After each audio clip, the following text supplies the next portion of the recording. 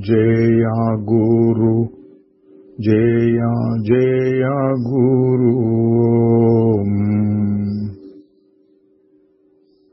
ఓం గురు జయ గురు జయ జయ గురు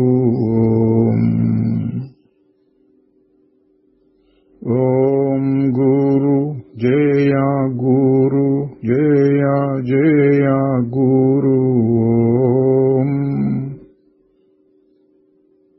ఓం గురు జయ గురు జయ జయ గురు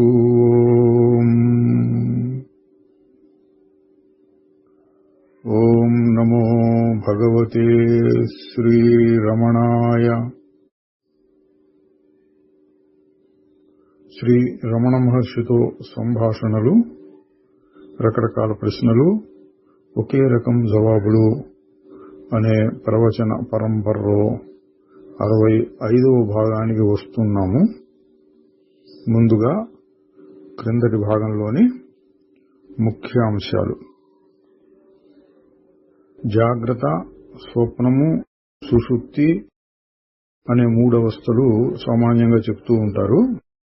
ఇంకొక 2 కలిపి మొత్తం 5గా చెప్పారు. జాగ్రత్త, స్వప్న, సుషుప్తి, తురీయ, తురియాతీతం. ఇందులో తురీయం అంటే ధ్యానం బాగా నిలకడ చెంది పరబ్రహ్మమేందే మనస్సు లగ్నమై ఉండటం, సమాధి అన్నమాట కూడా వాడుతూ ఉంటారు. తురియాతీతం అంటే పరబ్రహ్మంలో లీనమైపోవటం, ఇక మళ్ళీ తిరిగి రాకుండా. వీటిని గురించి కాస్త శాస్త్ర పద్ధతిలో వివరించారు. ఎవరు అడిగారో ఏమో. చివరికి ఏమన్నారంటే, ఆత్మ లేక శుద్ధ చైతన్యం అనేది ఈ 5 అవస్థలకి ఆధారంగా ఉంటుంది.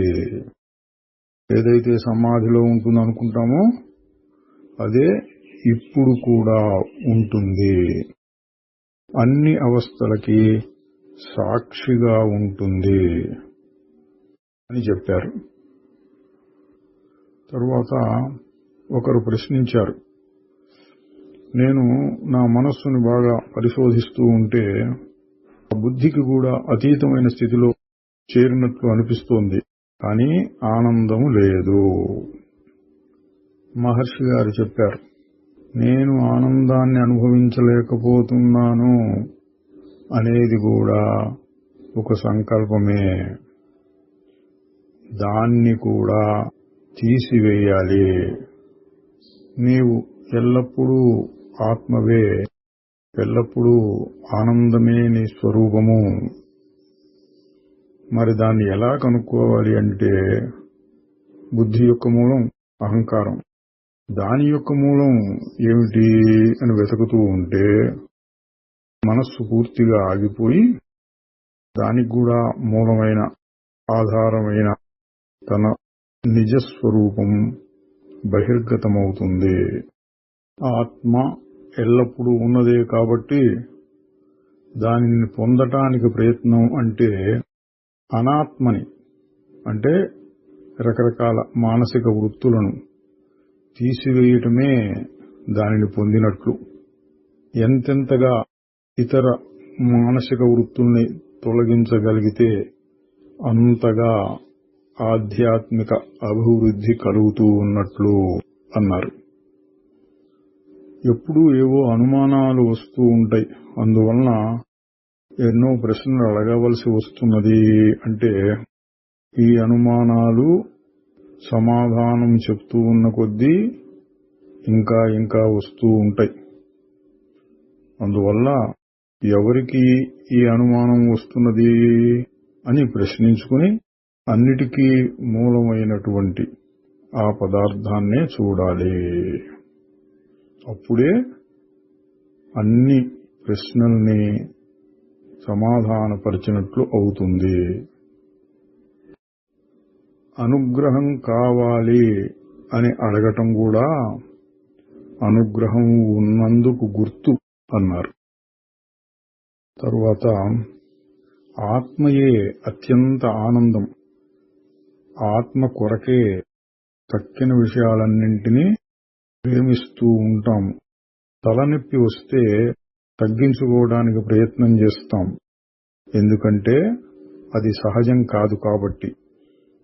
ఆ నొప్పి పోయిన తర్వాత తన హాయి కోసం మరొక ప్రయత్నం చేయనక్కర్లేదు. అట్లాగే ప్రపంచంలో దుఃఖం ఉన్నప్పుడు దాన్ని తొలగించుకుంటే సహజమైన ఆనందం బయటపడుతుంది. దుఃఖాన్ని నశింపజేయటమే ఆనందం.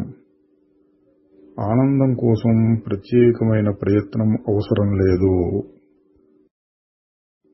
తర్వాత ఆనందమయ కోశం అనేది సహజానందాన్ని ప్రతిబింబింపచేస్తుంది. అది కూడా మారిపోయే అవస్థయే. ఎందుకంటే సంకల్పములు, కోరికలు మొదలైనవి తీరినప్పుడు వచ్చే ఆనందం శాశ్వతంగా నిలవదు. అందువల్ల దానిని ఆనందమయ కోశము అన్నారు.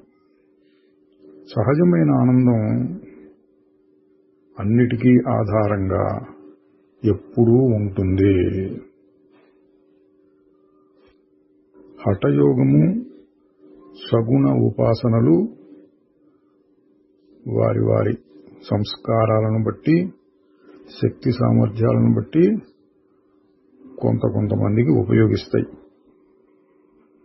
చివరికి అవన్నీ కూడా నిర్గుణోపాసన అంటే ఆత్మ విచారణలోకి వస్తాయి అన్నారు. తర్వాత ఒకరు అడిగారు, నేతి అంటే ఇది కాదు అనే పద్ధతిలో బోధిస్తే మరి అసలు పదార్థం ఏదో ఎట్లా తెలుస్తుంది అని అడిగితే, అసలైన పదార్థాన్ని ఎవరికి వారే చూసుకోవాలి. అది వాక్కుతో చెప్పేది కాదు. నువ్వు దేహం కాదు, ఇంద్రియములు కాదు, మనస్సు కాదు, అహంకారం కాదు ఇట్లా చెప్పి, అయితే ఎవరు? దాన్ని చూసేదెవరు? దానికి కూడా మూలమేమిటి అని ప్రశ్నించినప్పుడు ఎవరికి వారికే ఆ అనుభవం కలుగుతుంది అన్నారు. ఒకరెవరో లాహోర్లోని ఒక చిన్న పిల్ల యొక్క ప్రస్తావన తీసుకొచ్చారు. అమ్మాయి కృష్ణ కృష్ణ అని 2 సార్లు అంటే పర్వాలేదు, కృష్ణ కృష్ణ కృష్ణ అని 3 సార్లు అనగానే స్పృహ తప్పిపోతుంది, 10 గంటల సేపు అట్లాగే ఉంటుంది. అది దైవ దర్శనం గొప్పది కదా అన్నాడు. మహర్షి గారు, అది వచ్చింది అంటే పోతుంది. అసలైన ఆనందం, అసలైన దేవుడు ఎప్పుడూ ఉంటాడు. తన స్వరూపాన్ని తెలుసుకుంటే ఆ దేవుని యొక్క స్వరూపాన్ని తెలుసుకున్నట్లే అన్నారు. తరువాత ఒకరి ప్రశ్న, తెలియబడేది తెలుసుకునేవాడు, తెలుసుకునేదెవరు అని ప్రశ్నిస్తూ పోతే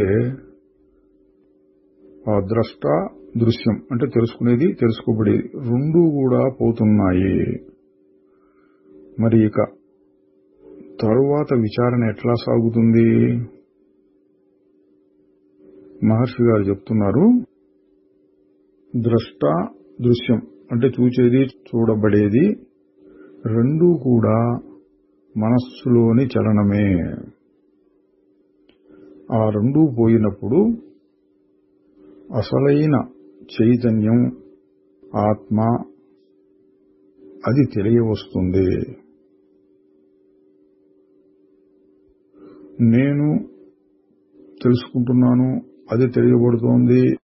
ఈ చలనమంతా ఎక్కడ కలుగుతోందో అంటే మనస్సు కూడా మూలం ఏదో, అది ఏ అసలైన నేను.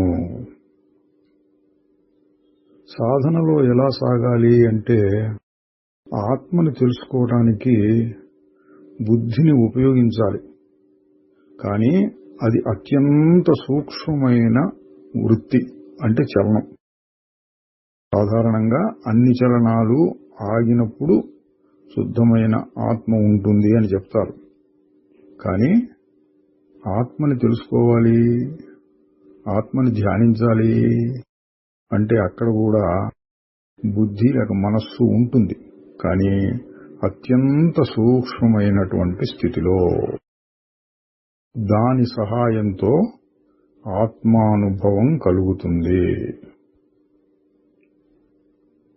ఓం నమో భగవతే శ్రీరమణాయ.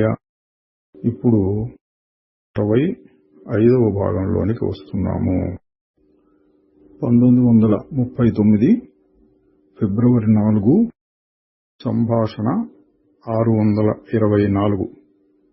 ఇందులో కొంత భాగం క్రిందసారి వచ్చింది. అంటే ఆత్మని ఎట్లా దర్శించాలి, అక్కడ చూసేటటువంటి నేను ఉంటుందా ఉండదా, ద్రష్టాదృశ్యం, ద్రష్ట కూడా పోతే ఏముంటుంది, ఇటువంటి చర్చ వచ్చింది.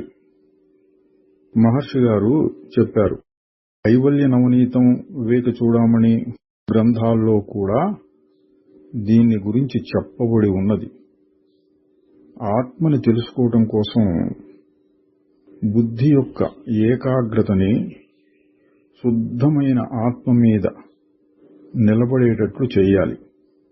దానికై అన్ని ఆలోచనలు ఆగాలి.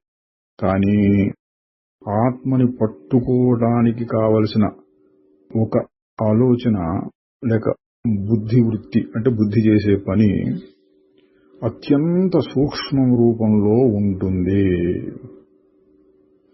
లేకపోతే దాని గురించి తిరిగి ఎవరు చెప్పలేరు. శుద్ధమైన ఆత్మను గురించి ఎవరితో ఏ విధంగా చెప్తారు? సుషుప్తి మొదలైన అవస్థల్లో కూడా, నిజానికి అన్ని అవస్థల్లోనూ శుద్ధ చైతన్యం అంతర్లీనంగా ఉంటుంది, అన్నిటికీ ఆధారంగా ఉంటుంది.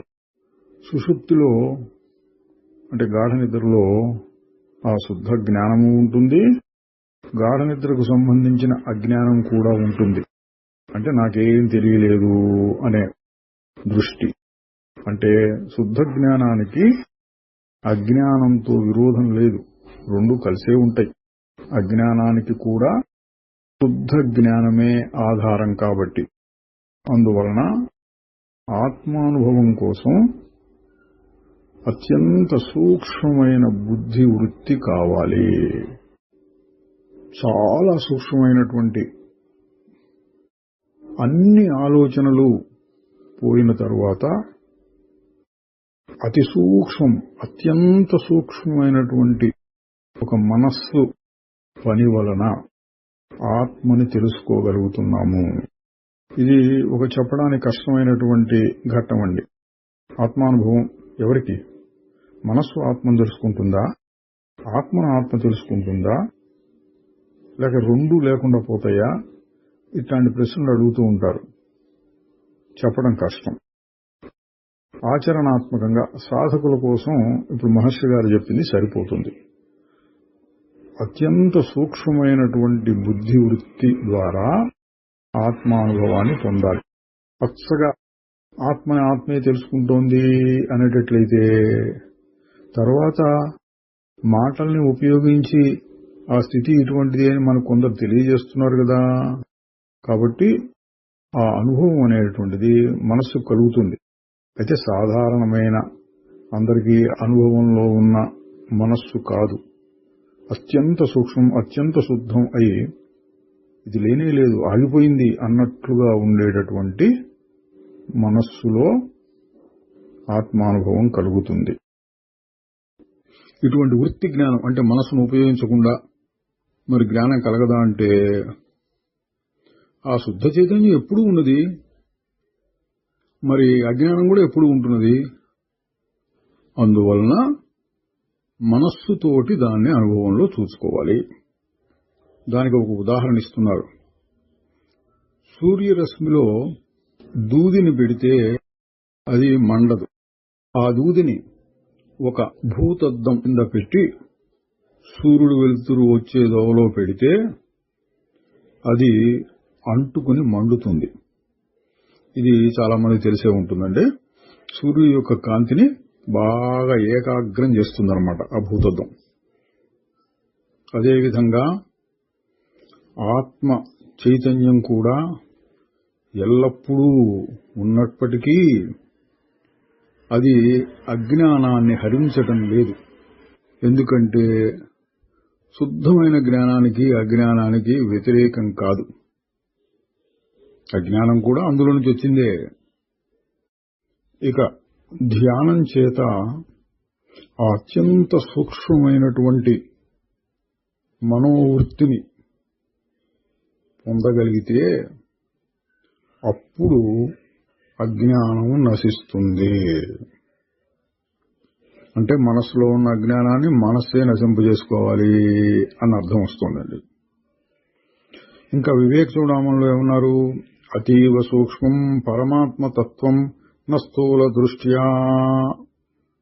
అతీవ సూక్ష్మం, చాలా సూక్ష్మంగా ఉండేటటువంటి ఆ పరమాత్మతత్వాన్ని స్థూల దృష్టితో తెలుసుకోలేము. ఇంకా ఏష స్వయం జ్యోతిరశేష సాక్షి. ఇది ఎల్లప్పుడూ స్వయం జ్యోతి, తనంతట తాను తెలివి స్వరూపంగా ఉంటుంది, అన్నిటికీ సాక్షిగా ఉంటుంది. ఇదొక లక్షణం అండి. సాక్షిగా ఉండటం అంటే అన్నిటినీ తెలుసుకుంటూ ఉండటం. అదేంటండి అన్నిటినీ తెలుసుకోవడం అంటే తెలియబడేది కూడా ఉంటుంది కదా, ఈ ప్రశ్న వస్తుంది. ఇది సరైన ప్రశ్నే, కానీ సరైన సమాధానం లేదు దీనికి. ఎందుకని? బోధనా సౌకర్యార్థం కోసం ఇందాక చెప్పారు, బోధించడం కోసం అది అన్నిటినీ తెలుసుకుంటుంది. అశేష సాక్షి, విశ్వసాక్షి, సర్వసాక్షి, ఇట్లాంటి మాటలు చెప్తారు. ఈ మాటలను ఉపయోగించుకుని ఆ సర్వసాక్షి ఎట్లా ఉంటుంది అని ఆలోచిస్తూ ఉండగా ఈ స్థూల శరీర భ్రాంతి పోతుంది. సర్వసాక్షి కదా, ఈ శరీరం ఒకటే ఎందుకు, అన్నిటినీ చూచేది అది అని అన్నిటినీ కలిపి చూడు అని చెప్తూ ఉంటాం మనం. అన్నిటినీ కలిపి చూడు, సర్వసాక్షి, అశేష సాక్షి అన్నారు వివేక చూడమంలో. ఆ దృష్టితో చూసినప్పుడు ఏముంటుంది? మళ్ళీ మాటల్లో చెప్పాలంటే శుద్ధ చైతన్యం, సర్వసాక్షి, ఇట్లాంటివే చెప్పాలి. అనుభవంలో చూసుకుంటే ఇంకొకరికి ఎవరికి చెప్పవలసిన అవసరం లేదు అంటే మౌనం. దీన్ని వివరించడానికి ఇంకో రకంగా చెప్తున్నారు మహర్షి గారు. అంటున్నారు, ఈ సూక్ష్మమైన మానసిక స్థితి అది మనస్సు యొక్క ఒక పని, చలనం, వృత్తి అని చెప్పబడేది కాదు. మనస్సుకి రెండు రకాల స్థితులు ఉంటాయి అని చెప్పొచ్చు. ఒకటేమో తన యొక్క సహజమైన స్థితి, రెండవదేమో అనేక రకాలైన పదార్థాలుగా మారుతూ ఉండేది. మొదటిది అంటే తన యొక్క సహజ స్వభావము, అదే సత్యము. అంటే మనస్సు యొక్క సహజ స్వరూపం ఆత్మయే. నిన్నే ఇంత ముందు కూడా చెప్పుకున్న మహర్షి గారు కూడా చెప్పారు, మనకు యోగ వాసిష్టం మొదలైన గ్రంథాల్లో కూడా వచ్చింది. ఆత్మ చలిస్తే మనస్సు చలించకుండా ఉంటే ఆత్మ. ఆ అర్థం వస్తుందండి ఇక్కడ. మనస్సుకు రెండు స్వరూపాలు అనుకోండి. ఒకటి చలించకుండా ఉండేటువంటి స్థితి, సహజమైనటువంటిది, ఎప్పుడూ ఉండేది. రెండవది రకరకాలుగా మార్పులు చెంది రకరకాల పదార్థాలని తోపిజేస్తూ ఉండేటటువంటిది. ఇందులో మొదటిది అంటే ఆత్మ లాంటిది, మారకుండా ఉండేటటువంటిది సత్, యథార్థం. రెండవది చూచేవాడు చేసేవాడిని బట్టి మారుతూ ఉంటుంది.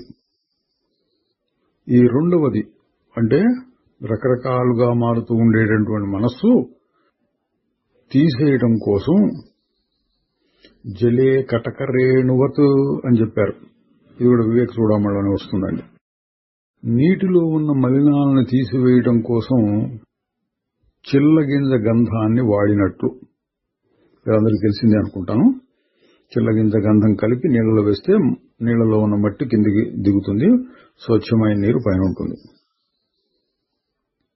ఆ విధంగా రకరకాలుగా చూపించేటటువంటి మనస్సులో ఈ అభ్యాసము సాధన అనేటువంటి చెలగింజ గంధాన్ని కలిపితే మనస్సులో ఉండేటువంటి మాలిన్యము, చలనము, వాసనలు, సంస్కారాలు అవన్నీ అట్ట కిందికి దిగి ఆగిపోతే స్వచ్ఛమైన నీరులాగా ఇక్కడ స్వచ్ఛమైన మనస్సు తానే ఆత్మైపోతుంది.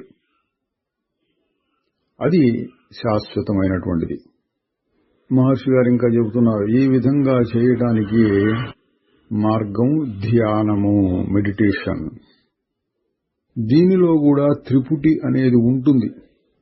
అంటే నేను ఆత్మను ధ్యానిస్తున్నాను. ధ్యానం ఒకటి, ధ్యానం చేసేటటువంటి పద్ధతి నేను చేస్తున్నానని అహంకారం ఇందులో కూడా ఉంటుంది. ఇంటి ఖచ్చితంగా ప్రశ్నిస్తే కానీ అది చివరికి స్వచ్ఛమైన శుద్ధమైన చైతన్యంగా మిగులుతుంది. ఈ విధమైన ధ్యానానికి ప్రయత్నం కావాలి. జ్ఞానము అట్లా కాదు, అప్రయత్నం. అంటే ధ్యానము ద్వారా కలిగేటటువంటి స్థితి ఎప్పుడు ఉంటుంది కాబట్టి అప్రయత్నం. ధ్యానము అంటే మనం ప్రయత్నించి అది ఏంటబ్బా అని ఆలోచించి అట్లాగా ఆలోచించి చేస్తూ ఉండేదాన్ని ధ్యానం అనొచ్చు. దాన్ని మనసులో నిలబెట్టుకోవడానికి చేసేటటువంటి ప్రయత్నం. ఇక్కడ ధ్యానము, జ్ఞానము ఇంతకుముందు మనం చూసిందే తేడా, అది మళ్ళీ వచ్చింది. ధ్యానం అనేటువంటిది మనం చెయ్యొచ్చు, చేయకపోవచ్చు, లేక పొరపాటుగా కూడా చేయొచ్చు.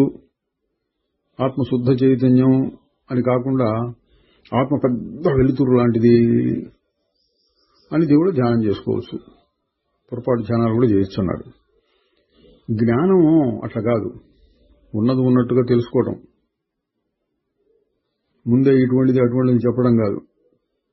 ఆత్మ అంటే ఏంటి, నేనంటే ఏమిటి, ఇది కాదు అన్ని తీసేసి ఏది మిగులుతుందో అది. అక్కడ పొరపాటు జ్ఞానం కాదు, ఉన్నదాన్ని ఉన్నట్టు చూడటం. ధ్యానం అనేటువంటి దాన్ని కర్తృతంత్రము అంటే చేసేవాడి మీద ఆధారపడి ఉంటుంది. జ్ఞానం అనేటువంటిది వస్తుతంత్రము అంటే వస్తువు మీద, యథార్థంగా ఏదైతే ఉన్నదో దాన్ని వస్తువు అన్నారు ఇక్కడ. ఆ వస్తువు మీద, వస్తువు యొక్క లక్షణం మీద ఆధారపడేటటువంటిది. నువ్వు దాన్ని మార్చడానికి వీల్లేదు, ఉన్నది ఉన్నట్టుగా చూడాలంతే అని కొంత సిద్ధాంత భాగం కూడా చెప్పారండి. ప్రశ్న ఎక్కడి నుంచి వచ్చింది? చూచేవాడు చూడబడేది అనే రెండు నశించిపోతే ఏముంటుంది, ఇంకా ఆత్మ ఎట్లా కనుక్కోవడం అన్నదానికి ఇట్లా చెప్పుకుంటూ వచ్చారు. ఇందులో సారాంశం ఏంటంటే, సాధకుల దృష్టితో చెప్పినప్పుడు అతి సూక్ష్మమైన మానసిక వృత్తి ఉంటుంది. దాన్ని కూడా చూసేదెవరు అని, సర్వసాక్షి అని ఇటువంటిది ఏదో ఉంటుంది. దీన్ని ఉపయోగించి ఆ నిశ్చల స్థితిని చేరుకుంటే మనస్సు పూర్తిగా ఆగిపోయినప్పుడు ఆ మనస్సే ఆత్మైపోతుంది. ఇక్కడ గమనించవలసిన విషయం ఏంటంటే, పరిపూర్ణ జ్ఞానుల విషయంలో ఆత్మ చెప్పడానికి వీలైనది ధ్యానం చేయడం ఏంటి, ఎప్పుడున్న వస్తువు మీద అన్న రకంగా కూడా చాలాసార్లు చెప్తూ ఉంటారు. ఇంకా కొన్ని సందర్భాల్లో విచారణ చేయి, ఇంకా కొన్ని సందర్భాల్లో ఆత్మ ధ్యానం చేస్తూ ఉండండి. ఇట్లా రకరకాలు వస్తాయి. అవి సాధకుల తరతమ భేదాలను బట్టి వాటి అర్థాన్ని గ్రహించుకుని ఎవరికి ఏది సరిపోతుందో అది చూసుకోవాలి. తర్వాత 1939 ఫిబ్రవరి 7 సంభాషణ 625 మెర్స్టన్ అనే ఒక ఇంగ్లీష్ వనిత మహర్షి గారిని అడుగుతోంది, నేను హూ యామ్ ఐ చదివాను. అంటే తెలుగులో నేనెవరు అని చిన్న పుస్తకం.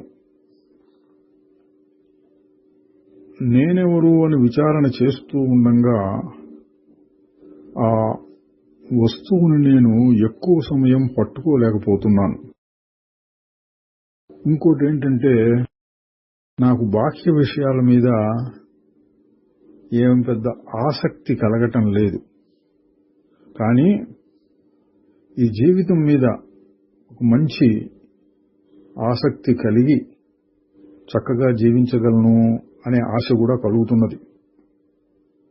చూడండి, ఒకటేమో నేను తెలుసుకోలేకపోతున్నాను అని, రెండోదేమో జీవితంలో ఆసక్తి ఆశ కలిగి పెరిగి నలుగురులాగా ఉండాలి అనే కోరిక కూడా ఉంది. మళ్ళీ మహర్షి గారు సమాధానం, ఆసక్తులు లేకపోతే మంచిదే, కానీ ఇంకా బ్రతకాలి అనేటువంటి ఆశ ఉన్నదే, అది వాసనలు ఉన్నాయి అని సూచిస్తుంది. ఒకడు ఒక కల అంటాడు, అందులో స్వప్న ప్రపంచము, అందులో సుఖాలు దుఃఖాలు అన్నీ అనుభవిస్తాడు. మెలకువ వచ్చిన తరువాత ఆ స్వప్న ప్రపంచం మీద ఆసక్తి పూర్తిగా పోతుంది. ఈ జాగ్రత్త ప్రపంచం కూడా అటువంటిదే. ఆ స్వప్న ప్రపంచం నీలో ఒక భాగం. అంటే ఏంటండి, మన మనసులోనే కలిగింది కాబట్టి ఆ స్వప్న ప్రపంచం నీలో ఒక భాగం, నీకంటే వేరు కాదు. కనుక నీకేమీ ఆసక్తి ఉండటం లేదు. అదేవిధంగా ప్రస్తుతం ఉన్న ఈ జాగ్రత్త స్వప్నము నుండి మేల్కొంటే, చూడండి మాట, జాగ్రత్త స్వప్నం నుంచి మేల్కోవటం అంటే ప్రస్తుతం ఉన్నది కూడా కల వంటిదే. దాని నుంచి మేల్కొంటే అప్పుడు ఈ ప్రపంచం కూడా నిన్ను భ్రమ పెట్టదు. కనిపించే ఈ ప్రపంచము, అందులోని విషయాలను నువ్వు నీకంటే వేరుగా చూస్తూ ఆ విషయాలలో కొన్నింటిని కోరుతున్నావు.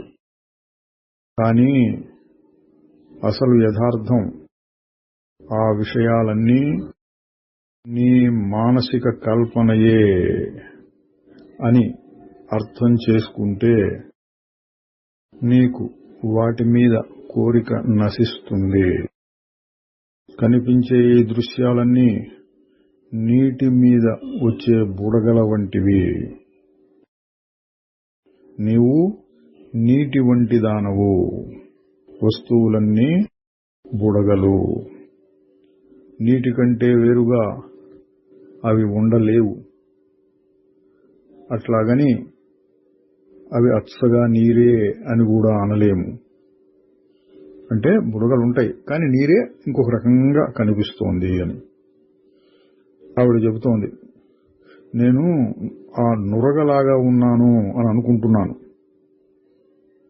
మహర్షి గారు చెబుతున్నారు, నీవు అసత్య పదార్థాలతో ఏకత్వ భావాన్ని వదిలివేయి, నీ నిజమైన సహజమైన స్వభావంతో ఏకత్వాన్ని పొందు. అప్పుడు నీ జ్ఞానం దృఢంగా ఉంటుంది, సంశయాలేవి చెలరేగవు. ఆవిడ మళ్ళీ అదే ప్రశ్న, కానీ నేను ఆ నురుగు వంటి దానను కదా. మహర్షి గారు, నీవు ఆ విధంగా భావించటం వల్లనే నీకు బాధలు కలుగుతున్నాయి. అది ఒక పొరపాటు ఊహ. సత్పదార్థంతో నీ యొక్క అసలైన ఏకత్వాన్ని గుర్తించు. నువ్వు నీరుగా ఉండు, నురువుగా కాదు. లోపలికి చొచ్చుకుపోతే దాన్ని పొందగలవు. ఆవిడ అడుగుతోంది, నేను లోపలికి దూకితే నేనేం కనుక్కుంటాను అని ఆలోచిస్తోంది. మహర్షి గారు మధ్యలోనే ఆపి, నువ్వు లోపలికి దూరకపోయినా నువ్వు అదే. బయట వెలుపల అనేవి నీ యొక్క నిజ స్వభావాన్ని నీవు అంగీకరించనంత వరకు ఉంటాయి. అంటే నీ సంగతి తెలిస్తే ఇక బయట లోపల లేదు. ప్రస్తుతం శరీరం ఉంటే శరీరం లోపలికి దూరాలి, శరీరం బయటికి వెళ్ళాలి, ఇట్లా అనిపిస్తుంది. నీ స్వరూపం తెలిస్తే ఉన్నదంతా ఒకటే, వెలుపల లోపల లేదు. ఆవిడ చెప్తోంది, కానీ లోపలికి దూసుకుంటూ పోవాలి అనే భావన నాకు మీరు చెప్పిన దాని నుంచే వస్తోంది. అంటే ఇంతకుముందు మహర్షి గారు చెప్పారు కదా, నువ్వు నీటి వంటి దానివి, నురుగు కాదు, ఆ సంగతి తెలుసుకో అన్నారు. ఈవిడ ఎట్లా తీసుకుంది, లోపలికి దూరాలి కదా నీళ్ళలో, అట్లా నేను ప్రస్తుతం ఎట్లా దూరగలుగుతాను అట్లా అడుగుతోంది ఈవిడ. మహర్షి గారు చెప్తున్నారు, అవును అది నిజమే. అంటే లోపలికి దూసుకు వెళ్లి చొచ్చుకు వెళ్లి దాన్ని తెలుసుకోవాలి అనే నీ కలిగిన భావం నిజమే. ఆ విధంగా ఎందుకు చెప్పామంటే, నీవు ఇప్పుడు ఆ నురుగుతో ఏకత్వాన్ని పొంది మాట్లాడుతున్నావు, నీటితో కాదు. ఆ తికమక నీకు అర్థమయ్యేటట్లు చేసి నిన్ను నీ నిజస్వరూపం వైపుకు త్రిప్పటం కోసంగా ఆ విధంగా చెప్పబడింది. అంటే ఏంటి, నేను బయట ఉన్నాను, నేను నురుగులాగా ఉన్నాను అంటే నురుగు కాదు, లోపలికి వెళ్ళి నీళ్ళం చూడు అన్నట్టుగా చెప్పాం. అంటే ఆ సందర్భం సాధకుడు స్థాయికి కూడా ఇంకా రాలేదన్నమాట. ఆ స్థాయిలో ఉన్న వాళ్ళకి లోపలికెళ్ళు, మనస్సు కాదు, బుద్ధి కాదు, అహంకారం కాదు, ఇంకా లోపలికెళ్ళు అట్లా చెప్పవలసి వస్తుంది. అసలు యథార్థం ఏంటి, నీ స్వరూపానికి లోపల బయట ఏం లేదు. అసలు చెప్పవలసిన విషయం ఏమంటే, ఆత్మ అనంతము, నీకు కనిపించేదంతా అందులోనే ఉంటుంది, దానికంటే వేరుగా ఏం లేదు, దానికి అతీతంగా మరొకటేదో కూడా కాదు. ఇది తెలుసుకుంటే నీవిక దేనిని కోరవు. దేనిని కోరకుండా ఉంటే నువ్వు తృప్తితో ఉంటావు. ఆత్మ అనేది ఎల్లప్పుడూ సాక్షాత్కరింపబడినదే.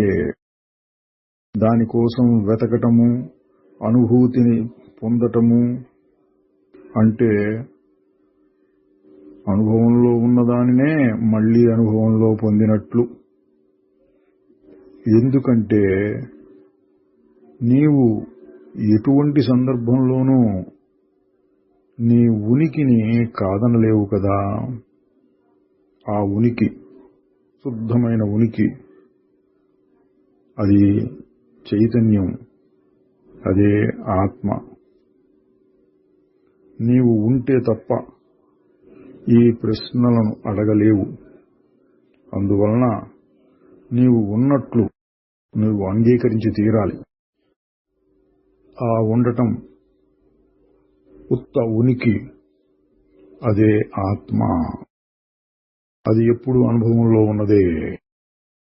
అందువలన ఇప్పుడు అనుభవం పొందటానికి చేసే ప్రయత్నం అంతా నీకు ప్రస్తుతం ఉన్న పొరపాటును సరిచేయటం కోసమే అవుతుంది. ఏమిటి ఆ పొరపాటు? నేను ఆత్మను అనుభవంలో చూడలేకపోతున్నాను అని. కొత్తగా వచ్చే సాక్షాత్కారం ఏమీ ఉండదు. ముందే ఉన్న ఆత్మ తెలియబడుతుంది. ఆవిడంటోంది, ఇది కొన్ని సంవత్సరాలు పడుతుందేమో ఇది సాధన చేయటానికి. చాలా మందికి ఇటువంటి సంశయం ఉంటుందండి, అబ్బో ఎప్పటికో అని. కానీ మహర్షి గారు దానిని మెచ్చుకోరు. ఇది ఎంతకాలం పడుతుందో అన్నదాన్ని. మరి ఏం చెప్తారో చూద్దాం. మహర్షి గారు అంటున్నారు, ఎందుకు సంవత్సరాలు? కాలం అనేటువంటి అభిప్రాయం అంతా నీ మనస్సులోనే ఉన్నది. అది ఆత్మలో లేదు. ఆత్మలో కాలం అనే మాట లేదు. అహంకారం తల ఎత్తిన తరువాతనే కాలం యొక్క భావన కలుగుతున్నది. నీవు దేశానికి కాలానికి అతీతమైన ఆత్మవు. దేశము కాలము లేని సమయాల్లో కూడా నీవు ఉంటావు.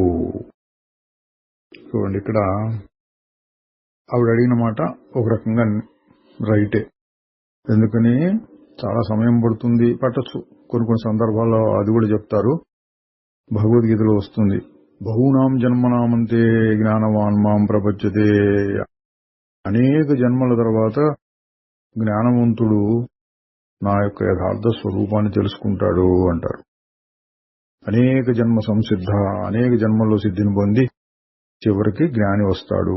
అటువంటి మాటలు వస్తుంటాయి అక్కడక్కడ. మహర్షి గారు అవి చెప్పరు. ఎందుకనంటే ఇంకా చాలా జన్మలున్నాయి, ఇంకా ఎంత ఉందో టైము, ఇంకా ఎంత సమయం పడుతుందో, ఇట్లా ఆలోచిస్తుంటే ఏమవుతుంది? నేను దేహాన్ని, నేను జీవుణ్ణి, నేను సాధకుణ్ణి, నేను ఇంకా చాలా సాధన చేయాలి అంటే అహంకారం బలపడుతుంది. ఇంకొక రకంగా బాహ్య ప్రపంచంలో తిరుగుతూ ఉంటే అహంకారం బలపడ్డట్టుగా, అబ్బో ఇంకా చాలా సమయం పడుతుంది, ఇంకా చాలా సమయం పడుతుంది, నాకు చేత కావట్లేదు, ఇది ఇంకొక రకంగా బలపడుతుంది అహంకారం. మహర్షి గారు చెప్పేది ఏంటి? అటువంటి ఆలోచన వచ్చినప్పుడల్లా అసలు నాకు దేశం లేదు, కాలం లేదు, నేనెప్పుడు ఆత్మనే, ఇట్లా ఆలోచించాలి. కానీ ఇంకా ఎంతో కాలం ఉంది అంటే నీకు తెలియకుండానే మళ్ళీ అహంకారంలో పడిపోయినట్టు అవుతుంది. ఇది అందరూ గుర్తించవలసిన విషయం అండి. మహర్షి గారు దీన్నే మళ్ళీ మళ్ళీ చెప్తూ ఉంటారు. ఇంత సమయం అంత సమయం అనొద్దు, చేయగలిగిందేదో చేస్తూ ఉండు. తరువాత 1939 ఫిబ్రవరి 9 సంభాషణ 626. ఒక భక్తుడు అడిగాడు, నేను అనేది ఎప్పుడూ మరొక పదార్థంతో కలిసే ఉంటుంది కదా, అంటే అహం అనేది ఇదం అనేవి కలిసే ఉంటాయి. అంటే నేను శరీరం అని గాని, లేదా నేను మనస్సు అని గాని, నేను ఫలానా అని గాని, నేను జ్యోతి అని గాని, నేను చైతన్యం అని గాని, ఏదో ఒకటి కలిసి నేను ఉంటుంది గాని నేను అనేది ఉంటుందా? అది ప్రశ్న. మహర్షి గారు, నేను ఇది అది అనేవి ప్రస్తుతం కలిసి ఉన్నట్లుగా తోస్తున్నాయి, కానీ ఈ ఇది అనేటటువంటిది నేనులో ఒక భాగం, అవి వేరు కాదు. ఇది అనేది నేనులో కలిసిపోయి దాంతో ఒకటిగా అయిపోవాలి. అప్పుడు మిగిలేది అసలైన నేను. ఇది బాగా అర్థం చేసుకోవాలంటే స్వప్నం దృష్టాంతం. కలలో ఇది అది అది అది కనపడ్డాయి, నేను అనేది కూడా కనపడుతుంది. నేను ఫలానా, నా వయస్సు ఇంత, నా శక్తి ఇంత, ఇటువంటి మాటలు కూడా అనిపిస్తున్నాయి కలలో. అవన్నీ ఎక్కడి నుంచి వచ్చినాయి అంటే అవన్నీ కూడా నేనే. ఇది అది అది ఇది ఇది అనేది కూడా నేనే. మరి అసలైన నేనేది? మారకుండా ఉన్నది. మెలకు వచ్చినాక ఏమైనాయి? అవన్నీ ఆ మారకుండా ఉన్న నెలలో కలిసి లేకుండా పోయినాయి. ఇప్పుడు కూడా అదే పోలిక సరిపోతుంది. ఈ కనిపించేదంతా కూడా ఆత్మలో నుండే వస్తున్నాయి. ఆత్మ ఏమీ మారటం లేదు, కానీ వస్తున్నాయి అందులో నుంచి. ఆ దృష్టితో చూడాలి. జ్ఞానికి అట్లా అనిపిస్తూ ఉంటుంది. సాధకులు ఆ దృష్టితో చూడొచ్చు. అన్నిటినీ కలిపి చూడు. తరువాత సంభాషణ 627. గురు సన్నిధిలో ఉండటం అంటే ఏమిటి? మహర్షి గారు, అంటే పవిత్ర గ్రంథాలని చదువుతూ నేర్చుకుంటూ ఉండటం అంటే సామాన్యమైన లౌకిక అర్థంలో చెప్పారు. మళ్ళీ ప్రశ్న, కానీ అక్కడ గురు సన్నిధిలో ఉండటం అనేటువంటి గొప్ప విషయం ఉన్నది కదా మహర్షి గారు. అవును, అది మనస్సును శుద్ధం చేస్తుంది. అంటే గురు సన్నిధిలో ఉండటం, ఆశ్రమంలో ఉండటం, ఆ క్రమశిక్షణలో ఉంటూ ఉండటం, ఇదంతా మనస్సును శుద్ధం చేస్తుంది అన్నారు. ఆయన ప్రశ్న, అది అంటే ఆ శుద్ధి కార్యక్రమం అందువల్ల వచ్చేటటువంటి ప్రయోజనం, లాభం. నేను అడగదలుచుకున్నది ఏంటంటే, శిష్యుడు ఏ విధంగా ప్రవర్తించాలి గురు సన్నిధిలో అని. మహర్షి గారు, అది ఆ సాధకుని స్థితిగతుల మీద ఆధారపడుతుంది. బ్రహ్మచారి, గృహస్థు, అతని మానసిక సంస్కారాలు, వాసనలు, శక్తియుక్తులు మొదలైన వాటి మీద ఆధారపడి ఉంటుంది. అంటే గురు సన్నిధిలో ఎట్లా ప్రవర్తించాలి అందరికీ ఒకటే కాదండి. బ్రహ్మచర్య ఆశ్రమంలో ఉన్నవాళ్ళు గురువు గారి ఆశ్రమంలో ఉంటూ ఆయన సేవ చేస్తూ, ఆశ్రమ సేవ చేస్తూ పొద్దు నుంచి రాత్రి పడుకోబోయే వరకు అక్కడ క్రమశిక్షణలో ఉండాలి. ఆ విధంగా శుద్ధమవుతుంది. గృహస్థాశ్రమంలో ఉండే వాళ్ళకి అదంతా కుదరదు. అప్పుడప్పుడు గురుగారి సన్నిధికి వెళ్తూ ఉంటారు. వారు చెప్పిన వాటిని తమ వ్యవహార సమయంలోనే ఆచరణలో పెడుతూ ఉంటారు. ఇక ఇది కాకుండా వారి వారి శక్తి సామర్థ్యాల మీద కూడా ఆధారపడుతుంటుంది. ఇట్లా చెయ్యి అని చెప్తే వెంటనే చేయగలిగిన వాళ్ళు ఉంటారు. నాకు కుదరటం లేదండి, నాకంత శక్తి లేదండి అనేవాళ్ళు కూడా ఉంటారు. అందువల్ల అందరికీ ఒకే రకంగా ఇట్లా ఉండాలి గురు సన్నిధిలో అని చెప్పడానికి వీల్లేదు. ఆయన మళ్ళీ అడుగుతున్నాడు, అట్లాగైతే ఏ విధంగా ప్రవర్తించాలి గురు సన్నిధిలో అనేది సహజంగా వస్తుందంటారా? మహర్షి గారు చెప్తున్నారు, పూర్వకాలంలో ఋషులందరూ తమ పిల్లల్ని మరొక గురువు దగ్గరికి పంపిస్తూ ఉండేవారు. ఆయన ప్రశ్న, ఎందుకట్లా? మహర్షి గారు, వీరి అభిమానం వారి శిక్షణకు అడ్డం వస్తుంది కాబట్టి. అంటే పిల్లల్ని ముద్దుగా చూసుకుంటారు, గురువుగా చూస్తే కొంత క్రమశిక్షణ అది పెట్టాల్సి వస్తుంది. అందువలన తమ పిల్లల్ని ఇతర గురువుల దగ్గరికి పంపించేవాళ్ళు అంటున్నారు. ఆయన మళ్ళీ అడుగుతున్నాడు, ఆ విధమైన నియమములు, క్రమశిక్షణ జ్ఞానుల కొరకు కావు, ఇతర రకాలైన శిష్యుల కోసం చెప్పినవి అయి ఉండొచ్చు. మహర్షి గారు, అవును. ఆయన మళ్ళీ, అటువంటి ప్రతిబంధకాలు అంటే అభిమానం వలన సరిగా నేర్పలేకపోవటం మొదలైనవి తక్కిన దోషాలతో పాటుగా గురువు అనుగ్రహం వలన తీసివేయబడతాయా? మహర్షి గారు, దానికి కొంత ఆలస్యం కావచ్చు. ఆ శిష్యునిలో ఉండవలసిన గౌరవభావం కాస్త తక్కువ కావటం వలన అనుగ్రహం అనేటటువంటిది చాలా కాలం తర్వాత రావచ్చు.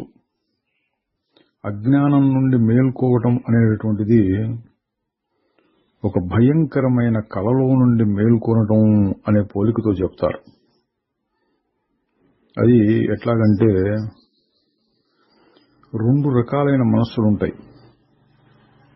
ఒకటి ఆవరణ, రెండవది విక్షేపం. ఆవరణ అంటే ఊరిక కమ్ముకుని ఉండటం, కప్పేయటం, ఒక వస్తువు కనపడకుండా. రెండవది విక్షేపం అంటే కదలిక. ఇక్కడ మనకు తెలిసినట్టు చెప్పుకోవాలంటే గాఢ నిద్రలో ఉన్నది ఆవరణ, ఊరిక కమ్ముకొని ఉంటుంది అసలు విషయం తెలియకుండా. ఈ జాగ్రత్త అవస్థలో ఉండేది రకరకాల కదలికలు వచ్చి ఇది అది అదేది పొరపాటు జ్ఞానం బాగా ఎక్కువ కలుగుతోంది. దీన్ని విక్షేపము అనొచ్చు. మహర్షి గారు చెప్తున్నారు. ఆ రెండింటిలోనూ ఆవరణ అనేదే పెద్ద దోషం, విక్షేపం అంత కాదు.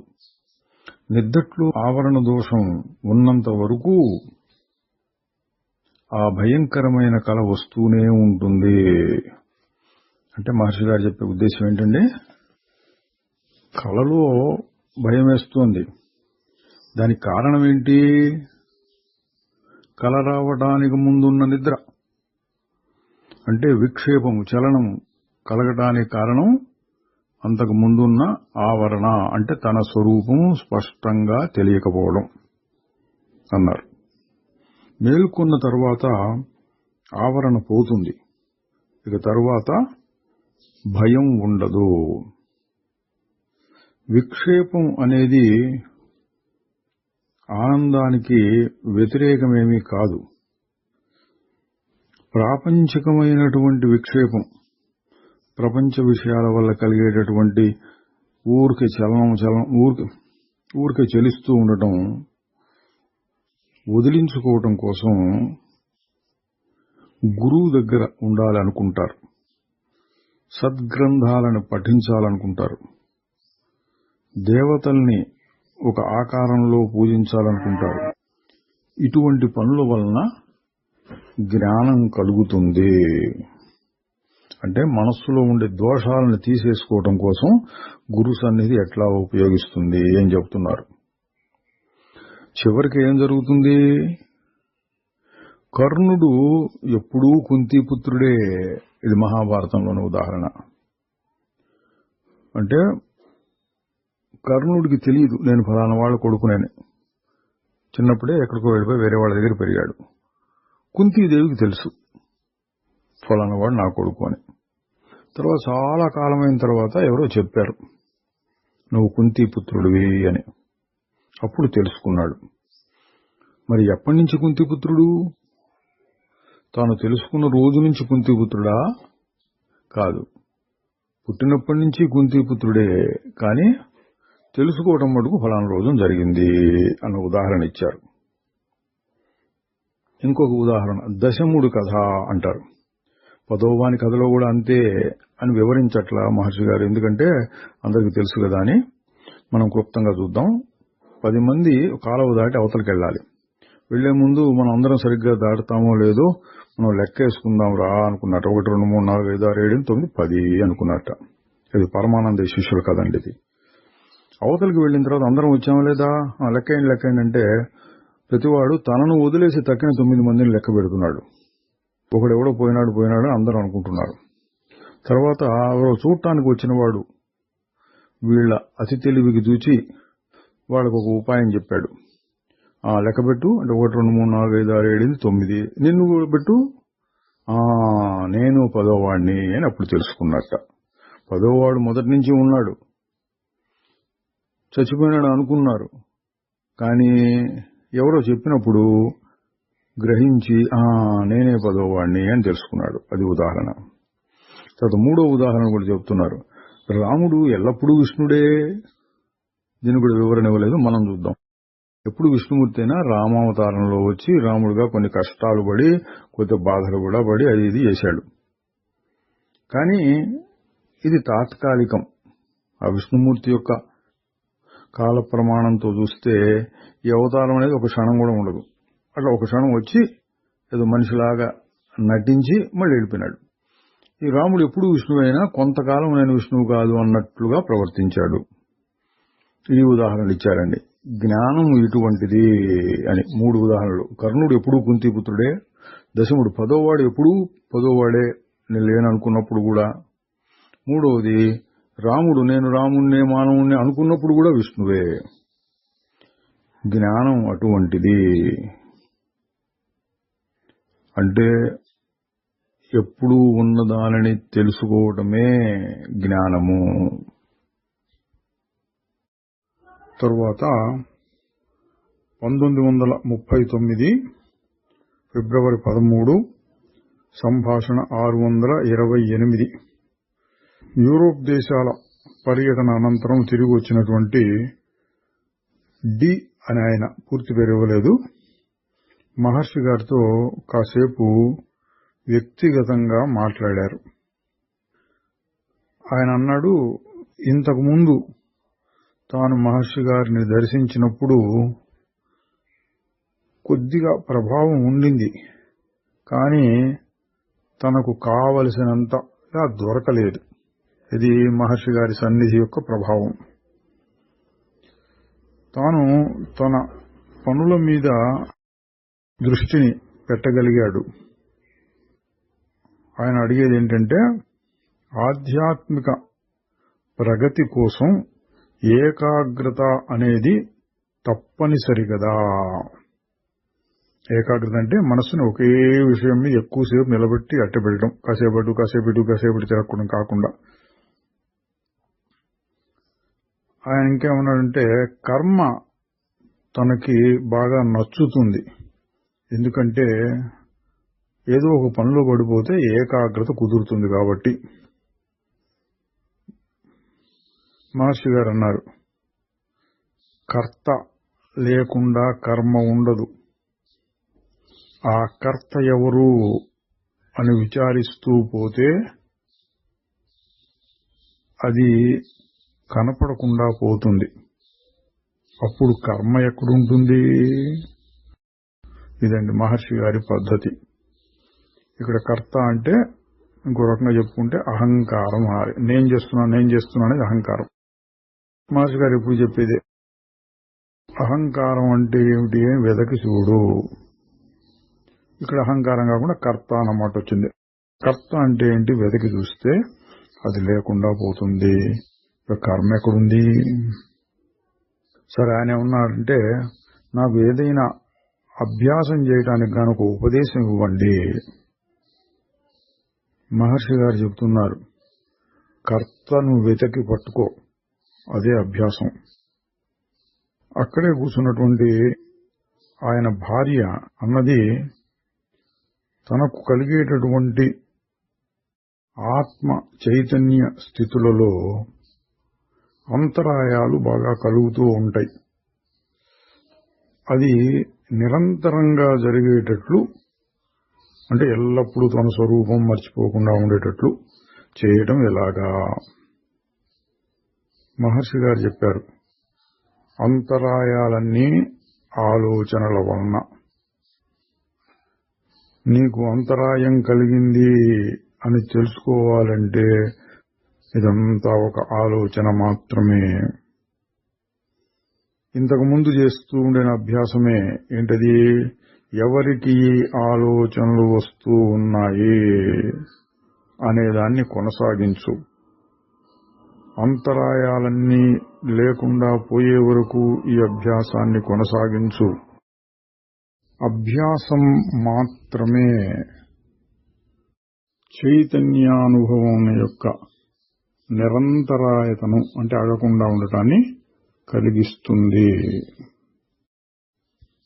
తరువాత 1939 ఫిబ్రవరి 17, సంభాషణ 629. అది శివరాత్రి రోజు. మహర్షి వారు తన అనుగ్రహాన్ని వెదజల్లుతూ సాయంత్రం పూట కూర్చొని ఉన్నారు. అప్పుడు ఒక సాధకుడు ఈ ప్రశ్న వేశాడు, ఆత్మ విచారణ అనేది జీవాత్మ లేక సూక్ష్మ శరీరం, ఆతివాహిక శరీరం అనే దాని దగ్గరికి తీసుకెళ్తుంది, అవునంటారా? మహర్షి గారు చెప్తున్నారు, ఆ స్థితికి చాలా పేర్లు ఉంటాయి. చెప్పేవాళ్ల దృష్టిని అనుసరించి ఆ పేర్లను వాడుతూ ఉంటారు. కొంతమంది పురియష్టకం అంటే 8 అంశాలు కలిగిన సూక్ష్మ శరీరం అంటారు. అది కనపడకుండా పోతుందని, తరువాత ఏకమైనటువంటి స్వరూపం మిగులుతుందని అంటారు.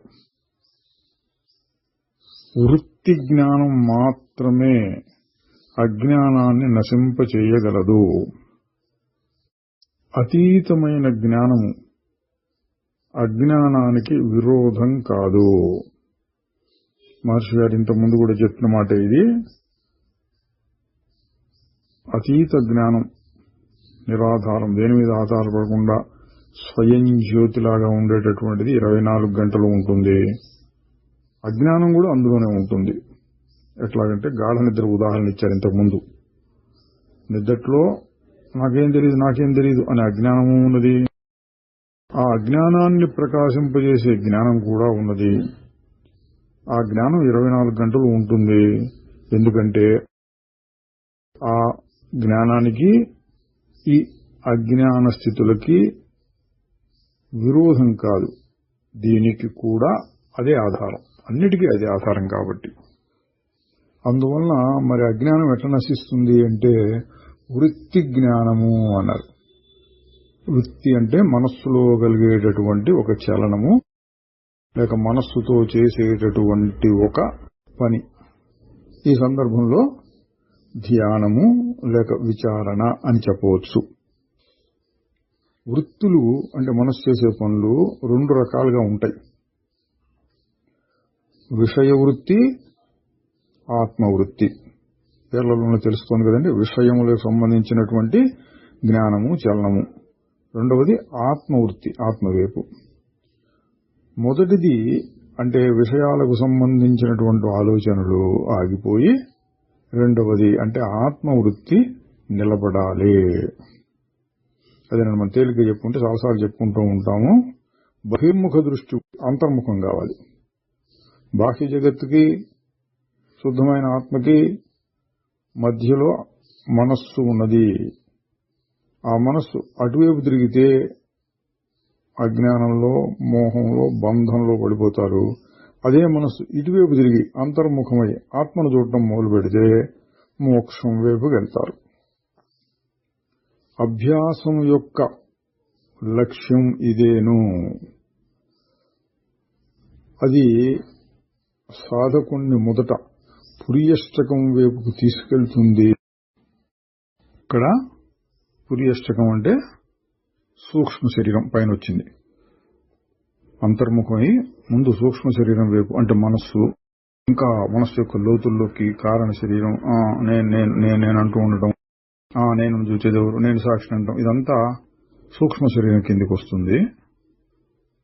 అది కూడా దాటి ఇంకా లోపలికి వెళితే శుద్ధమైన ఆత్మ మిగులుతుంది. తరువాత సంభాషణ 630. ఏదో ఒక చర్చ సంబంధంలో ఒక భక్తుడు ఇట్లా అన్నాడు, శివప్రకాశం పిళ్ళై అంత మంచివాడు, అంత తీవ్రమైన సాధకుడు, ఎంతో కాలంగా తమ శిష్యుడుగా ఉన్నవాడు ఒక పద్యాన్ని రాశాడు. అందులో ఏమన్నారంటే, భగవాన్ చెప్పిన ఆదేశాల్ని తాను సరిగా ఆచరణలో, అభ్యాసంలో పెట్టలేకపోయినాను అని. మరి ఆయన సంగతే అట్లా ఉంటే తక్కిన వాళ్ళ సంగతి ఏం చెప్పేది? మహర్షి గారు దానికి ఈ విధంగా వ్యాఖ్య చేశారు. శ్రీ ఆచార్యుల వారు కూడా అటువంటి విషయాలనే చెప్పారు. ఎప్పుడు? దేవతలను గురించిన స్తోత్రాలు రాసినప్పుడు. ఆ విధంగా కాకుండా మరి దేవతల్ని స్తోత్రం చేయడం ఎట్లా కుదురుతుంది అని భగవాన్ గారు సన్నగా నవ్వారు. ఇక్కడ శ్రీ ఆచార్యుల వారు అంటే ఏంటండి?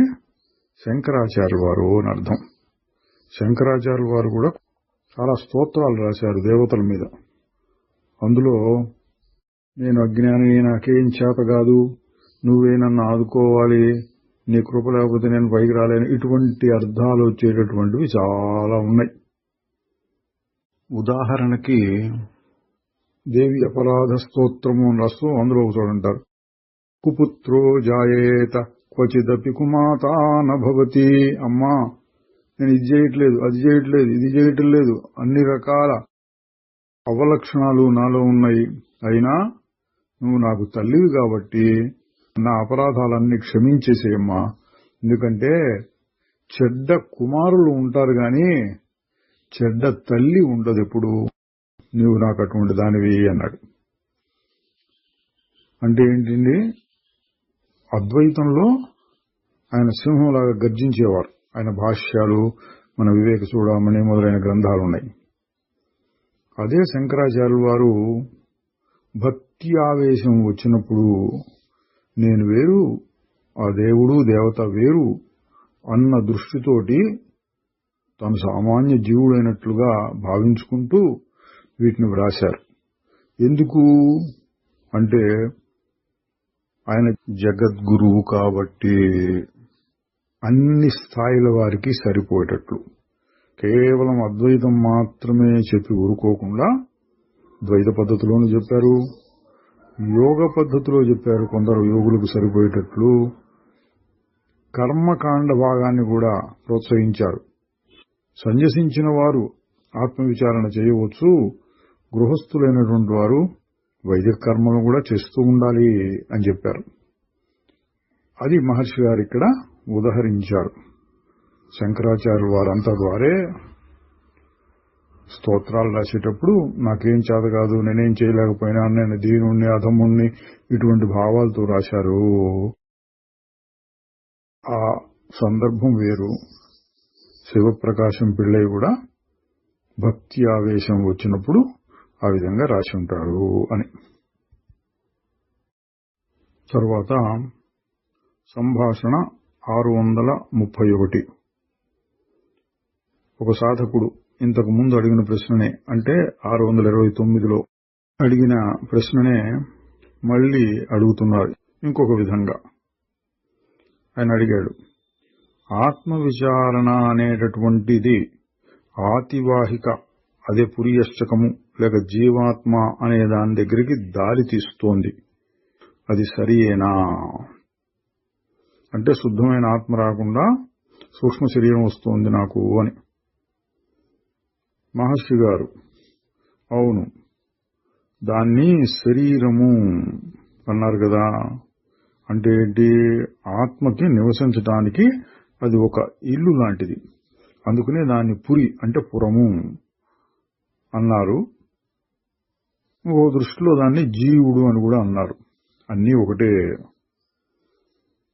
వృత్తి జ్ఞానం అనేది సాధారణంగా బాహ్య విషయాలకు సంబంధించి ఉంటుంది. ఇందాక చూచామండి, బహిర్ముఖ దృష్టి. వృత్తి అంటే మనస్సులో కలిగేటటువంటి ఆలోచనలు, భావాలు మొదలైనవి. అది వృత్తి జ్ఞానం బహిర్ముఖంగా ఉంటుంది. అవి ఆగిపోయి ఆత్మవృత్తి నిలబడినప్పుడు అది జ్ఞానాన్ని కలిగిస్తుంది. ఏ జ్ఞానం ఇక్కడ? జ్ఞానం అంటే ఆత్మజ్ఞానము అనాలి ఈ సందర్భం. బాహ్య దృష్టితో చెప్పినప్పుడు ఎన్నెన్నో జ్ఞానాలు ఉన్నాయి, వాటిని కూడా జ్ఞానం అని అంటుంటాం ఆ వ్యవహారిక దృష్టితో చెప్పినప్పుడు. ఆ వృత్తి జ్ఞానం లేకుండా అజ్ఞానం నశించదు. పురియష్టకం కూడా బాహ్య విషయాలతో సంబంధం లేనట్లు అయిపోతుంది. అప్పుడు ఆత్మ ఒకే తీరుగా ప్రశాంతంగా ప్రకాశిస్తుంది. ఇంతకుముందు అడిగిన ప్రశ్న అన్నాం, సమాధానం కూడా దాదాపుగా అటువంటిదేనండి. తరువాత 1939 ఫిబ్రవరి 18, సంభాషణ 632. వెల్లూరు మహంత్ స్కూల్లో ఉపాధ్యాయుడిగా ఉన్న సత్యనారాయణరావు గారు మహర్షి గారికి గొప్ప భక్తుడు. ఆయన క్యాన్సర్ వ్యాధితో బాధపడుతున్నారు. డాక్టర్లు ఆశలు వదులుకున్నారు. ఆయనకి ఆశ్రమంలో ఒక గది ఇచ్చారు. సర్వాధికారి అంటే ఆశ్రమాధికారి, మేనేజర్ లాంటి వారు ఆయన్ని చాలా దయతో చూస్తూ ఉన్నారు. దాదాపుగా 2 నెలలు గడిచినాయి. ఆయన చాలా బలహీనంగా ఉన్నాడు. ఉదయం 9 గంటల ప్రాంతంలో భగవాన్ ఆశ్రమానికి వచ్చిన ఉత్తరాలు చూస్తూ ఉన్నారు. ఆ రోగి యొక్క సోదరుడు హాల్లోకి వచ్చి భగవాన్ గారి వైపు ఆందోళనకరమైన దృష్టితో చూచాడు. ఎందుకంటే ఆ రోగి ఎగశ్వాసలు పీల్చుతున్నాడు. ఆ రోగి తరపున సర్వాధికారి గారు కూడా వచ్చి హాల్లో నిలబడ్డారు. భగవాన్ ఉత్తరాలు చూస్తూనే ఉన్నారు. కొన్ని నిమిషాల తర్వాత అదే పని మీద మరొక భక్తుడు కూడా వచ్చాడు.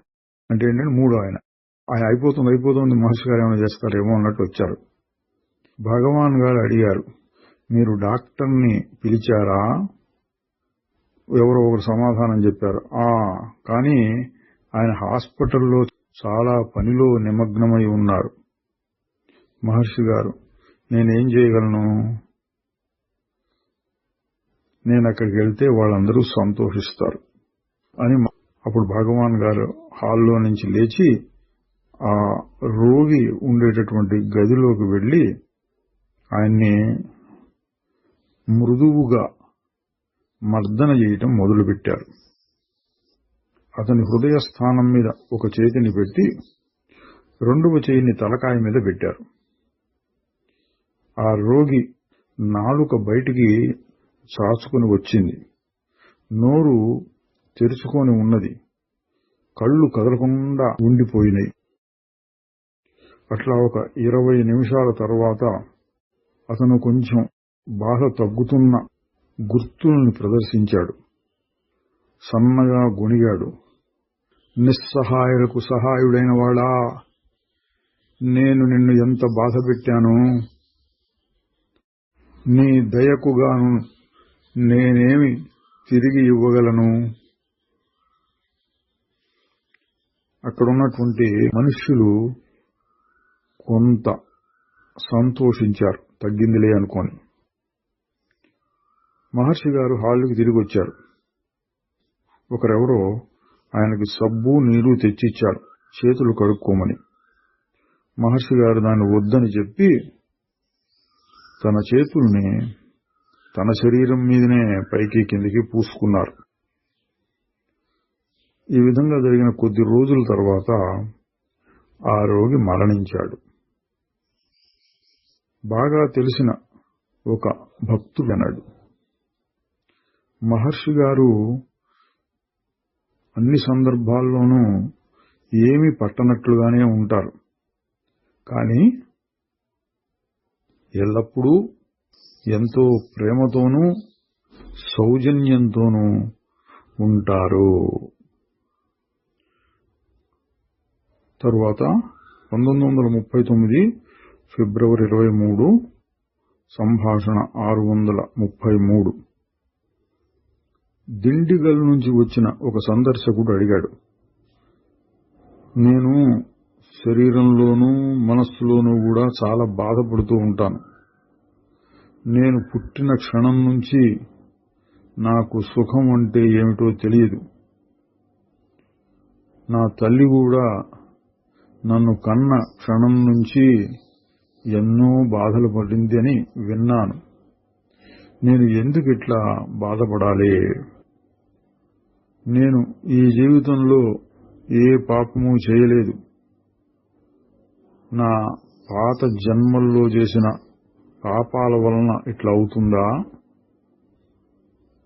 మహర్షి గారు, దుఃఖం అనేది ఆగకుండా ఎల్లప్పుడూ ఉండేటట్లయితే సుఖాన్ని ఎవరు కోరతారు అంటే మహర్షి గారే వివరిస్తున్నారు. దుఃఖించటం అనేది తనకు సహజ స్థితి అయితే అసలు సుఖం కోరాలి అని ఎందుకు అనిపిస్తుంది? కానీ అటువంటి కోరిక వస్తూనే ఉంది. అందువలన ఆనందమే మనకు స్వభావం అని తెలుసుకోవాలి. లేకపోతే ఆనందాన్ని కోరరు. కాబట్టి తక్కినవన్నీ అసహజాలు, అంటే సహజం కాదు. ఆనందం ఒకటే సహజం, తక్కిందేది సహజం కాదు, వచ్చిపోతూ ఉంటాయి అన్నారు. దుఃఖించటం అనేటువంటిది ఎవరు కోరరు. ఎందుకంటే అది వచ్చిపోయే స్థితి అని మహర్షి గారు తన పద్ధతిలో చెప్పారండి. నేను జీవితాంతం బాధపడుతూనే ఉన్నాను. పుట్టినప్పటి నుంచి నేను బాధపడుతూనే ఉన్నాను అని ఆయన అడిగితే అంత బాధ ఉండదు, నువ్వు సరిగా గమనించలేదు గాని మధ్య మధ్యలో సుఖం వస్తూనే ఉంటుంది అన్నట్లుగా చెప్పారు. అయితే ఆ ప్రశ్న అడిగిన ఆయన దీన్ని సహజంగానే అర్థం చేసుకోలేదు. ఎందుకంటే నా బాధ నా బాధ నా బాధ అన్నట్లుగా ఉన్నాడు ఆయన. అందుకని మళ్లీ అడిగాడు అదే ప్రశ్నని. నేను బాధపడుతున్నానండి అన్నాడు. మహర్షి గారు, నువ్వు మనస్సు శరీరము బాధపడుతున్నాయి అంటున్నావు, మరి ప్రశ్న అవి అడుగుతున్నాయా? ప్రశ్నించేవాడు ఎవరు? ఆ ప్రశ్నించేవాడు మనస్సుకి శరీరానికి వేరుగా ఉన్నవాడు కాదా? నువ్వేమంటున్నావు? ఈ శరీరం ఈ జన్మలో బాధపడుతున్నది అని. దీనికి కారణం పూర్వజన్మలో చేసిన పాపం అయి ఉంటుంది అని. దానికి కారణం అంతకుముందు జన్మలో చేసింది, దానికి కారణం అంతకుముందు జన్మలోనిది, ఇట్లా పోతూనే ఉంటుంది. అందువలన విత్తు ముందా చెట్టు మిందా అన్న సామెతలో లాగా ఈ విధమైన కార్యకారణ సంబంధాలకి అంతం ఉండదు. దీనికి ఏం చెప్తారంటే, మొట్టమొదటి కారణం అజ్ఞానంలోనే అందరి జీవులకు మొదలవుతుంది. అదే అజ్ఞానం ఇప్పటిదాకా కొనసాగుతూ ఉన్నది. ఈ ప్రశ్నను అడిగేటట్లు చేసేది కూడా అదే. ఆ అజ్ఞానాన్ని జ్ఞానం చేత తీసివేయాలి. ఈ దుఃఖం ఎందుకు ఎవరికి వస్తున్నది? ఈ విధంగా నువ్వు ప్రశ్నించగలిగితే నీకు తెలుస్తుంది ఏమని, నేను అనేది శరీరం కంటే మనస్సు కంటే వేరైనది. ఆత్మ శాశ్వతమైనటువంటి వస్తువు, అది మాత్రమే ఎల్లప్పుడూ ఉంటుంది. అది శాశ్వతమైన ఆనందము, అదే జ్ఞానం. ఆయన ప్రశ్నిస్తున్నాడు, మరి దుఃఖం ఇప్పుడు ఎందుకు ఉండాలి? మీరు చెప్పినట్టు నేను ఆనందం అయితే దుఃఖం ఎందుకు ఉండాలి అని ఆయన పద్ధతిలో ఆయన అడుగుతున్నాడు. పాపం దుఃఖపడి వచ్చింటాడు కదా, అందుకని. మహర్షి గారు, నీకు దుఃఖం అనేది లేకపోతే సుఖంగా ఉండాలి అనే కోరిక ఎందుకు కలుగుతుంది? అటువంటి కోరిక నీకు గట్టిగా రాకపోతే ఆత్మని పొందాలి అనేటటువంటి ప్రయత్నం ఎలా సఫలమవుతుంది? అంటే నువ్వు బాధపడ్డావు కాబట్టి, బాధను తప్పించుకోవాలనుకుంటున్నావు కాబట్టి, ఆత్మజ్ఞానం కావాలి కాబట్టి అందులో నువ్వు గట్టిగా ప్రయత్నం చేయగలుగుతావు. అది మహర్షి గారు చెప్పింది. ఆయన అడుగుతున్నాడు, అట్లాగైతే ఈ దుఃఖమంతా మంచిదే అంటారా? మహర్షి గారు, అంతే. సుఖం అంటే ఏమిటి? ఆరోగ్యకరమైన అందమైన శరీరం ఉండటం, సమయానికి భోజనం చేస్తూ ఉండటం మొదలైనవన్నీనా? ఒక చక్రవర్తి కూడా ఇతరత్రా ఆయన ఆరోగ్యంగా ఉన్నప్పటికీ ఎడతెగని బాధలతోటే ఉంటాడు. అందువలన దుఃఖించటం అనేది నేను శరీరం అనే పొరపాటు తాదాత్మ్యము వలన కలుగుతున్నది. తాదాత్మ్యం అంటే ఏకీభావం, శరీరమే నేను అని అనిపించటం. అందువలన కలుగుతోంది నీకు. చక్కటి భోజనము, వేటికి నిద్ర ఇటువంటి ఉన్నంత మాత్రం చేత సుఖంగా ఉంటాననుకోకూడదు. శరీరం నేను అనుకున్న వాడికి ఇతరత్రా ఎన్ని సుఖాలున్నప్పటికీ బాధగానే ఉంటుంది. మరి ఏంటి అసలు విషయం అంటే, శరీరం నేను అనుకోవడమే అసలు బాధ. దానివల్లనే అన్ని రకాల దుఃఖాలు వస్తున్నాయి. దాన్ని వదిలించుకోవడం అంటే నేను శరీరం అనేటువంటి మిథ్యా అభిమానాన్ని వదిలించుకోవడమే జ్ఞానము. తరువాత సంభాషణ 634. గవర్నమెంట్ సర్వీస్ నుంచి రిటైర్ అయిన ఒక ఆంధ్ర పెద్ద మనిషి అడిగాడు, నేను ఓంకార ఉపాసన చాలా కాలంగా చేస్తున్నాను. నా ఎడమ చెవిలో ఎల్లప్పుడూ ఒక శబ్దం వినపడుతూ ఉంటుంది. అది ఒక నాదస్వరం, అంటే మన సన్నాయి అంటాం, ఊదుతున్నట్లుగా ఉంటుంది. ఇప్పుడు కూడా నాకు అది వినపడుతోంది. నాకు కొన్ని ప్రకాశవంతమైన దృశ్యాలు కూడా కనపడుతూ ఉంటాయి. అంటే కళ్ళు మూసుకుని ధ్యానం చేసేటప్పుడు ఏవేవో దృశ్యాలు గొప్ప గొప్పవి అనుకుంటున్నాడు, కనపడుతూ ఉంటాయి అన్నాడు. నేనేం చేయాలో నాకు తెలియటం లేదు అన్నాడండి. చాలా మంది ఇది గొప్పని అటువంటి వాటిని సంపాదించాలని ప్రయత్నిస్తుంటారు. ఈయనకి అవి కలిగినాయి, ఈయన కూడా గొప్ప అని అనుకుని ఉంటాడు. కానీ ఎందుకు అనుమానం వచ్చి మహర్షి గారిని అడుగుతున్నారు, నేనేం చేయాలి వాటిని అని. మహర్షి గారు ఆ శబ్దాలను వినటానికి, ఆ దృశ్యాలను చూడటానికి ఒకడు ఉండాలి కదా, అంటే తెలుసుకునేవాళ్ళు. అదే నేను అంటే. నేనెవరు అంటూ అడుగుతూ దానిని పట్టుకోవాలని ప్రయత్నం చేస్తే అప్పుడు చూచేవాడు, చూడబడేది అంటే ద్రష్టాదృశ్యం రెండూ నశించిపోతాయి. తరువాత ఇక అన్వేషణ అంటే వెతకులాట ఉండదు.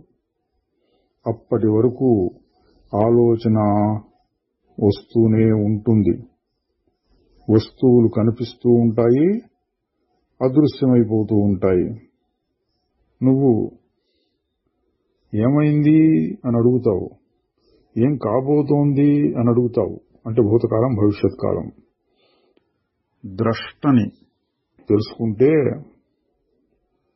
ఈ విషయాలన్నీ ఆ ద్రష్టలో లీనమైపోతాయి. ఇక్కడ ద్రష్ట అంటే రెండు అర్థాలు వస్తుంటాయండి. ముందు వాక్యంలో ద్రష్టాదృశ్యం రెండూ లేకుండా పోతాయన్నారు. అక్కడ ద్రష్ట అంటే అహంకారం అని అర్థం. ప్రశ్నిస్తూ పోతే చూసేవాడు, చూడబడేది రెండు లేకుండా పోతాయి. ఇక్కడేమంటున్నారు, విషయాలన్నీ వచ్చి ద్రష్టలో లీనమైపోతాయి అన్నారు. అంటే శుద్ధమైన ఆత్మలో విషయాలన్నీ అహంకారంలో కలుస్తాయి, అహంకారం శుద్ధమైన ఆత్మలో కలుస్తుంది అన్న అర్థంలో చెప్పారు. ఈ జ్ఞానం లేకుండా విషయాల వైపే మనస్సుని నిలబెడుతూ ఉంటే ఆ వస్తువులు వస్తూ ఉంటాయి, పోతూ ఉంటాయి. కాబట్టి వాటి యథార్థ స్వరూపం తెలియబడదు. ఎందుకని వస్తూ ఉంటాయి, పోతుంటాయి. కాబట్టి అసలు స్వరూపం ఏంటి అంటే ఏంటో చెప్పలేము. చివరికి మిగిలేది అంటే ఎల్లప్పుడూ ఉండేది ఆత్మ. దృశ్యమంతా నశించినప్పుడు భయం వేస్తుంది. ఎందుకంటే విషయాలతో ముడిపెట్టుకున్నటువంటి మనస్సు అవి లేకుండా పోయినయే అని. కానీ అవన్నీ తాత్కాలికం, అంటే వచ్చిపోయేవి. ఆత్మయో శాశ్వతమైనది. శాశ్వతమైన ఆత్మను తెలుసుకుంటే తెలుసుకునేది, తెలియబడేది అంటే ద్రష్టాదృశ్యం రెండూ కూడా ఏకమైన ఆత్మలో కలిసిపోతాయి. రెండవది లేకుండా తానొక్కటే ఉండేటటువంటి ఆ స్వరూపమే నిలబడి ఉంటుంది. ఆయన మళ్ళీ తనకు అలవాటైన పద్ధతిలో అడుగుతున్నాడు. అప్పుడు ఓంకారం కూడా అందులో కలిసిపోతుందా? మహర్షి గారు, ఓం అనేది శాశ్వతమైన సత్యం. అన్ని పదార్థాలు నశించిన తర్వాత మిగిలేది ఓం. అది మరొక దానిలో కలిసిపోదు. అక్కడ మరొక దాన్ని చూడటం ఉండదు, వినడం ఉండదు, తెలుసుకోవడం ఉండదు. అదే పరిపూర్ణమైనటువంటి వస్తువు అని ఉపనిషత్ వాక్యాన్ని ఉదహరించారండి. యత్ర నాణ్యత్ పశ్యతి నాణ్యత్ శృణోతి నాణ్యద్ విజానాతి స్వభూమా అన్నారు. ఇక్కడ కొంచెం గమనించాలి. మహర్షి గారు ఓంకారం గురించి ఏం చెప్పారో కొంచెం గమనించండి. ఓంకారం కూడా ఆ ఏకత్వ స్థితిలో లీనమైపోతుందా అంటే ఓంకారమే శాశ్వతమైన సత్యం అన్నారు. అంటే అదే ఆత్మ, అదే పరమాత్మ అన్న అర్థంలో చెప్పారు. అది ఒక శబ్దము అన్న అర్థంలో కాదు. శబ్దం అంటూ ఉంటాను, శబ్దాన్ని వింటూ ఉంటాను ఆ అర్థంలో కాదు. ఓంకారం అంటే పరమాత్మ. ఇప్పుడు ఆ విషయాన్ని చెప్తున్నారు. ఆ వస్తువును అంటే అసలైన ఓంకారాన్ని పొందటం కోసమే ఈ ఉపాసనలన్నీ ఉన్నాయి. సాధకులెవరూ ఉపాసనలలో ఇరుక్కుపోకూడదు. నేనెవరు అన్న విచారణ సాగించి ఆత్మను తెలుసుకోవాలి. అంటే ఏం చెప్పినట్టండి, ఇక్కడ శబ్దాలు వినపడుతున్నాయి, దృశ్యాలు కనపడుతున్నాయి, చాలా గొప్పగా చెప్పుకుంటారు కొంతమంది దీన్ని, ఆ సాధనలు చేసేవాళ్ళు. కొద్దిపాటి ఏకాగ్రత కలంగానే ఇటువంటివేవో అంతకు ముందు లేనటువంటి కొత్త అనుభూతులు కలుగుతూ ఉంటే చాలా గొప్పగా అనుకుని సరి అయిన సలహాదారు అంటే గురువో మరొకరో దొరకకపోతే దాన్నే ఇంకా ఇంకా నిలబెట్టుకోవాలని చూస్తూ అందులో పడిపోతారు. ఎప్పుడు ఏదో శబ్దం వినపడాలి, కాసేపు శబ్దం వినపడకపోతే ఏదో పాడైపోయినట్టు అట్లా భావించుకుంటూ వెళ్తారు. అవన్నీ మనసుకు ఏకాగ్రత కలిగేటప్పుడు వచ్చేటటువంటి స్థితులు. ఎక్కడో ఒక చోట ఆగిపోకూడదు. అందుకని మహర్షి గారు చెబుతున్నారు, వాటి మీద ఎక్కువ దృష్టి పెట్టి అందులో ఇరుక్కుపోకూడదు. అటువంటి ఏమైనా కనపడ్డా వినపడ్డా దాన్ని చూచేదెవరు, దాన్ని వినేదెవరు అని అట్లా మనస్సుకు వెనక్కి తిప్పి శుద్ధమైన చైతన్యం, శుద్ధమైన ఉనికి అటువైపుకి తీసుకెళ్లాలి. తర్వాత ఆయన మళ్లీ అడుగుతున్నారు, నాకు ఇంటిలో ఉండాలని పెద్ద సంతోషం ఏమీ లేదు. ఆ కుటుంబ వ్యవస్థలో నాకు కావలసింది ఏమీ లేదు. నా కర్తవ్యాలన్నీ నేను నిర్వహించేశాను. నాకు మనమళ్ళు మనవరాండ్లు ఉన్నారు. నేనిప్పుడు ఇంట్లో ఉండవచ్చునా, లేక ఇల్లు వదిలేసి ఎక్కడికైనా వెళితే బాగుంటుందా? మహర్షి గారు స్పష్టంగా చెబుతున్నారు, నీవు ప్రస్తుతం ఎక్కడ ఉన్నావో అక్కడే ఉండు. కానీ నువ్విప్పుడు ఎక్కడ ఉన్నావు? నువ్వు ఇంట్లో ఉన్నావా, లేక ఇల్లు నీలో ఉన్నదా? నీకంటే వేరుగా ఇల్లు ఉన్నదా? చూడండి మహర్షి గారు ఏ స్థాయిలో చెప్తున్నారు. కనపడేదంతా కూడా నీ మనసులో ఉంటుంది.